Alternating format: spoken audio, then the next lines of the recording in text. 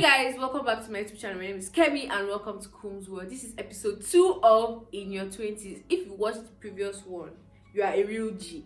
If you are a new subscriber, don't forget to hit that subscribe button. Feel free to give me a thumbs up and share to everybody around you. With no further ado, let's get into the video. As you can see, we have a special guest. I'm just going to allow him introduce himself. Alright, thank you, Kemi. Hi everyone, my name is David Waziri.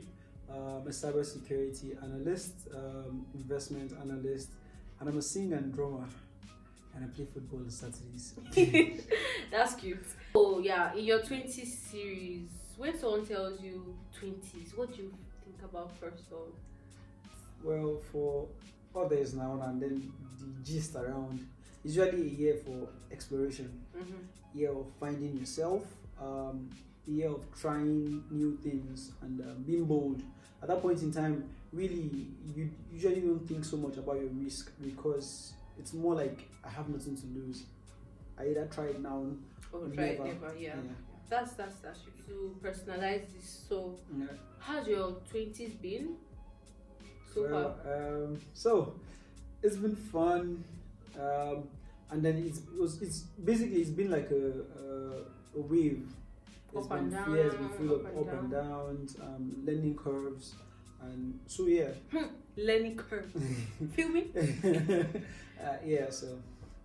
So it's basically been a moment whereby the things you think you're doing right and they seem right, well, sometimes at the end of the road, by the end of that particular journey, you get to find out, okay, I probably would have done it this other way, and then there are sometimes you do some things and you're glad about and happy about it because you think, not because you think, because the results show that you made the right decisions.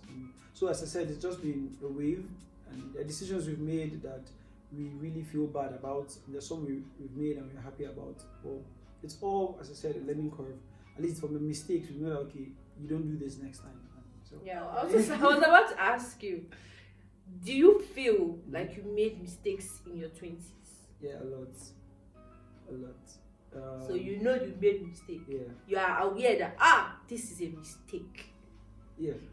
Hey, and you are making it. And you are I'm making this mistake. No. I know. I didn't make them intentionally. Yeah. There's some that you just be like, let's just try it. Let's see how it goes. Yeah. Okay. So I wouldn't deny and say, okay, there are some decisions I made that I didn't know that. Okay, but it's more of decisions made without knowing, and then you find out that, okay, it's a mistake. Yeah. Say those mistakes made you, or did they break you? Like you became so heartless. You chop breakfast that any girl that comes to me right now will chop out my breakfast. Did it make or break you? Well, it almost broke me, but it made me rather. So yeah. Thank God that I didn't take the path, because at some point in time, just as she mentioned the last one, the breakfast, there are some that happen and you just feel like, man, what's the use of being the responsible person? Being responsible meaning you're committed to it, staying faithful, doing the right things, staying loyal, and then everything blows up in your face and makes you look like the fool. But that's what the world tries to make us feel. But we're not really being fools, being committed and being loyal at all. So there's that thing. There was that push like, just live your life and enjoy it to the fullest.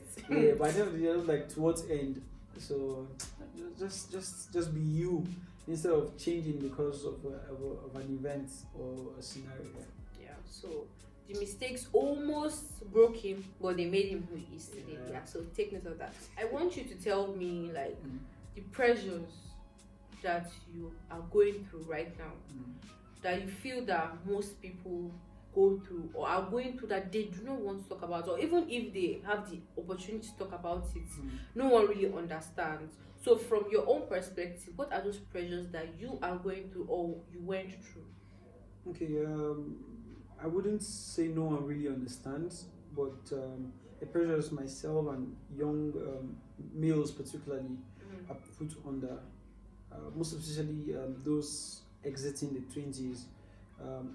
There's a pressure for finding the career, because I think might not be everyone, but myself and some other guys, we feel there's that pressure of you need to go in a particular career line and then grow through the path and the ranks, and achieve maybe director, deputy director, or there's that path of you need to be financially stable to this extent. You have to make you have it a for a minimum particular of time. you should have a minimum of 10, 15 million before 30. Just sitting on 15 your million. account. That's after you. Some of us probably just set high targets for ourselves, but it's always if you're not strong mentally, you can be down because you think you're not meeting your targets. This is for those who depressed. That period depressed, of time. Yeah. Some of us might just feel hard guy. We don't want to accept depression. But by the time you define it, then you know that actually it's depression. You're going through it, yeah. Yeah. And so there are a lot of young people for career, for life choices, for so marriage might not be a pressure for me, but for most people, actually, for guys, you say pressure. Marriage is a pressure. Yeah, I don't think marriage is a pressure for guys. No, some guys, maybe because of their parents, they just feel, not because their parents are pressuring them, but they've seen their parents, they saw how they grew up with their parents at a younger age, and just feel 27, 28, I should probably settle down. No pressure, but you just feel just a good time to settle down. So by 50, you're probably done with the whole raising toddlers, and then like you're with your kids, and then 50. you're not 50, 60, and then your children are still in primary school. So that's the aim, because think about it, if you get married by 40, it means that by 50 your firstborn is probably 10 years. Let's say you and your wife decide to conceive that like right immediately, it means your first child will be 10 at the age of 50. It doesn't make sense. Not that it doesn't make sense, sorry, probably for that, but I feel it to be easier. To be easier if better. At 50 your last child is probably exiting primary school, or so just my thinking too. No, like to be very realistic, like that pressure of getting married early, there are so many advantages to it. Like you are able to like grow with your kids, but like just imagine you're a guy and it's not forthcoming. Like the marriage thing, you are put under that pressure that I must get this, and it might eventually lead to getting married to the wrong person. Yeah, very true. And when you get married, you are going through another level of stress. So like it's quite a lot. It's a lot. Yeah, just as you said, because of the pressure. So I realize that sometimes also, just on the side, most times when you're under pressure and you need to make life decisions, I usually feel it's, as Nigerians would say, take a chill pill. Really take a chill pill, especially when you're under pressure. You need to make real life decisions, because at that point in time, if it's just a left or right turn, you're driving and you need to make a left or right turn. If you make the wrong turn, you can easily go back and come back. But when you're under pressure, you need to make a real life decision. You need to probably just try and calm down and rethink it. It might just be in 5 minutes, 10 minutes, but I think it's just good to still just, as we say, take a chill pill and think about it. So you don't just make a decision and then you're not left in a box that you can't go out of. So that's what I think. Yeah, that makes a lot of sense. Like so far, you shed a lot of light on some things that I feel people in their 20s go through, and males especially, like the pressure of making it in life, sometimes marriage. So like, what are those lessons you've learned during the course of your 20s?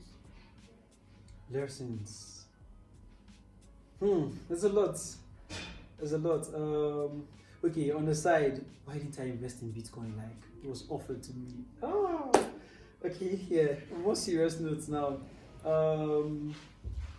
So, career-wise, I wouldn't say I missed it a lot, but I would just say for young people, especially in university, get to talk to people in the industry.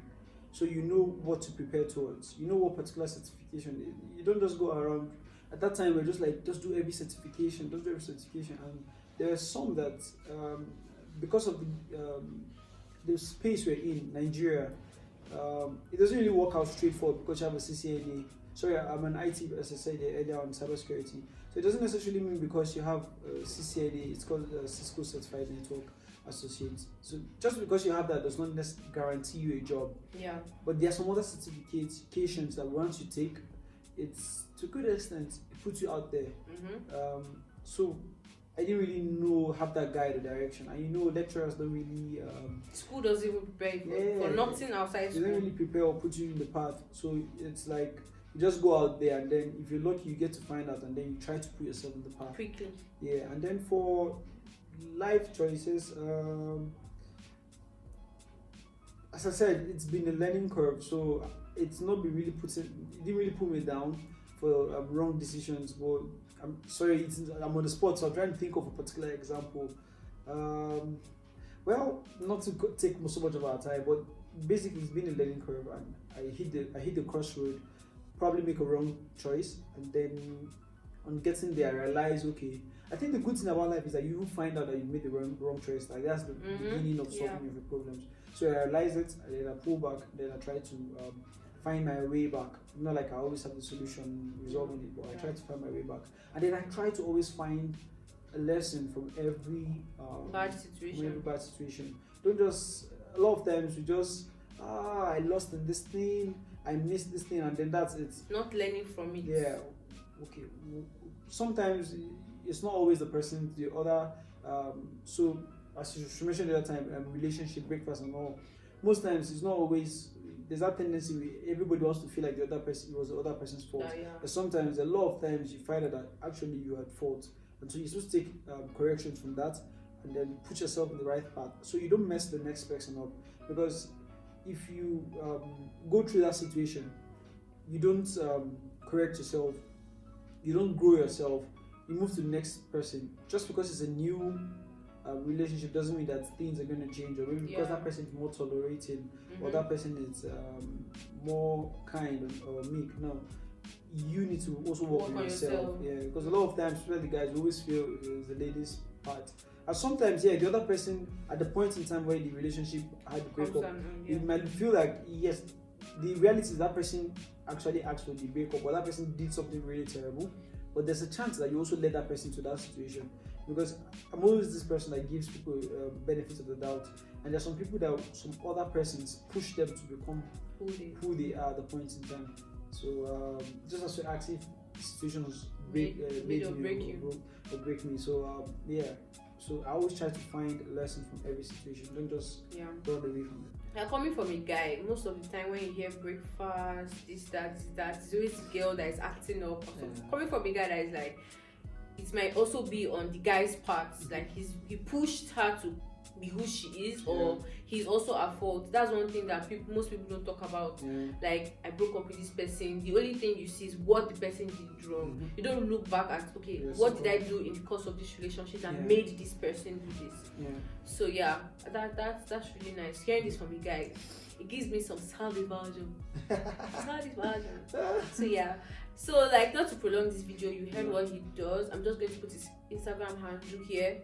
You guys feel free to check him out and follow my guy and follow me too. Okay. So please don't forget to like, subscribe, comment, and share to everybody around you. Okay, please.